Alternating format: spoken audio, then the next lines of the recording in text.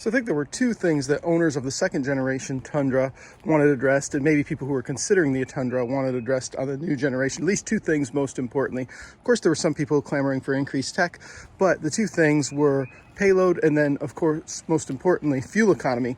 Now, if we take a look at the payload here, this is my son's 2015, and if you can see that number right there that says 1,440 pounds of payload. This is for a two-wheel drive Crewmax 2015, and it does have the smaller 26-gallon fuel tank in it. If you go ahead and you look at my 2018, my 2018 has the 38-gallon fuel tank, only 1,185 pounds of payload, and of course it's decked out a little bit better than my son's is. But if we add in that extra 13 gallons or 12 gallons of fuel that I have into mine, which will add up to roughly another 100 pounds.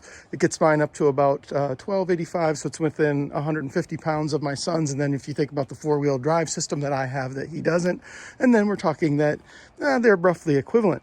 The question I have is, has Toyota made any significant gains in that? I think the bulk of their gains in payload have to do with reduction in the fuel capacity size. What we really want to talk about is the new one and the fuel economy that it's claiming. And of course, Toyota has backed away from the fuel economy aspect and said, no, this is really less about fuel economy and it's more about emissions. And they have people out there saying that. And of course, emissions are a real thing, but so is fuel economy. And when it comes to fuel economy, that new truck is failing pretty heavily from what we can tell so far. Trigger Happy, who is somebody who's known out there on the internet right now because he was one of the first people to post about his turbo wastegate issue, has posted a nice review, and he talks about his fuel economy and how disappointed he is in that. And he also makes another important statement, I think, during the course of that video, which is he wouldn't buy that truck currently if it didn't come with a long-term standard warranty. I think Toyota upped his to 7 years, 100,000 miles or something like that for the trouble he's had. And he said he wouldn't continue to own that vehicle without that. What we're going to talk about today is fuel economy. And when it comes to fuel economy right now, a number of the 2022 Tundras seem like a big miss. And I'm going to show you some evidence for that. One of the things I would encourage you to check out, I'll put a link at the bottom, is to the review done by Trigger Happy on his Tundra. He documents that he's getting about just over 17, I think it was 17.2 miles per gallon. He did a full review on the truck. I think it's an excellent review, but I think when you look at what I'm getting overall with mine, it isn't that big of a difference. I've said there's only about a 1 to 2 mile per gallon difference, and people have said, no, it's way more than that. Others have said, nope, that's right about where it is. I'm going to show you today why that's right about where it is. Pickup trucks plus SUV talk. Tim Esterdahl, he's done a couple long trips with that truck. He's done them in some inclement weather, but he's actually averaged less on the highway than I do in my 2018 when he's traveled in some inclement weather. I would do better than that in my 2018. He's also documented some hypermiling trips, and yeah, I can't do that as well as he does on the hypermiling. Of course, TFL does some great reviews, and their reviews with that truck and the MPGs they're getting are right in the ballpark, maybe 1 to 2 miles per gallon better than I do with my 2018, if that. A lot of them, they seem to be right in line with. So I'm on the way to the service station by my house right now to fill up. I'm going to show you how the Fuely app works and show you my logged miles. I just started doing this a little over a month ago with my last trip, so I haven't logged too many of my miles, but being that I've included a trip that was about 6,000 miles or so, we've got a fair number of logs in there, and mine are deceptively low, and I'll show you that because of course a good portion of mine are in there while towing. See here, I'm at 98,668 miles. I'm at the service station closest to my house. Gas is $3.99 right now.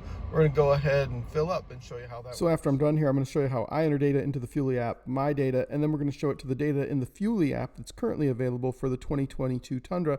And I think you're going to find that interesting, although there are very few reported so far. Okay, so this one actually surprised me. So when I go into the Fuely app, it saves it as the Shell Circle K that I'm at, and it does that for me. I enter the fuel price, which is $3.90.9. and then I enter my total gallons, which is 22.480, and it calculates that 87.87 for me. But what shocked me on this one is that it was actually 17.2 miles per gallon, and I've been doing what I think is quite a bit of in-town driving this week. That's really good. That's almost what I get highway mileage, traveling at about 70 to 75 miles per hour right there. I I didn't buy my Tundra for gas mileage. I didn't buy my wife's GX460 for gas mileage. I didn't buy the Tundra that my son drives or the 4Runner that my daughter drives for gas mileage. I bought them all for reliability, and they've all been incredibly reliable.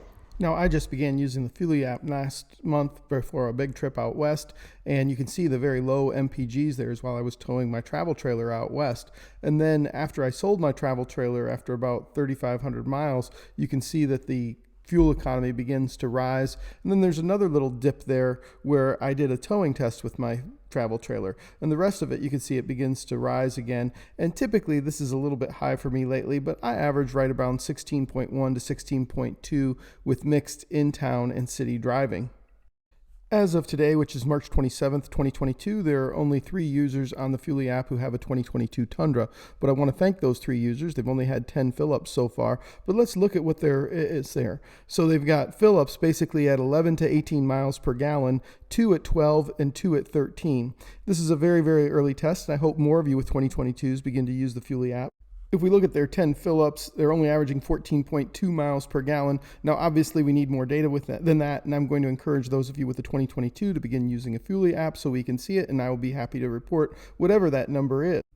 Because as much as I'd hate to say it, the 2022 Toyota Tundra is looking more and more like one of these guys that you see right here to me all the time, and I'd like to see some evidence to the contrary, and I'd be happy to report it. There's obviously a lot more data on the 5.7 liter V8 than there is on the current generation V6 twin turbo 3.4 liter engine. But if we look at those numbers, they're extraordinarily close right now, with most of them being right around 14 per gallon or 13.9 per gallon for the most recent years of the 5.7 liter engine. So in summary, while I do think you would do better with this 2022 Tundra if you spend a lot of time sitting in traffic, moving traffic light to traffic light, where the start-stop engine can shut down, and where you're idling a V6 engine instead of idling a V8 engine, I think you will do better on MPGs. But if you're actually driving the vehicle and it's actually moving, the question is, how much better will it do? And from what I can tell so far, if you're towing or traveling on the highway, you're not going to do significantly better. On flat ground through the plain states at 60 to 65 miles per hour, you'll probably beat my 2018 or the second gen Tundra by maybe 2 to 3 miles per gallon, but that's going to change as you get into any sort of hilly areas with inclines in them. Those turbos are going to be kicked in, they're going to be working a lot harder, they're going to be consuming a lot more fuel, and you're actually probably going to come out on the negative end. Similarly, when towing, I think you're going to come out on the negative end, especially if you're towing at highway speeds between 70 to 75 miles per hour, like I do for long distances across country. And I'm basing this so far on observation and data that's coming back, and I would appreciate anybody with the Tundra who's doing that, the 2022 Tundra, begin posting that stuff so we can see it and have real numbers to go on. Thank you for watching the video, and if you liked it, please hit like and subscribe.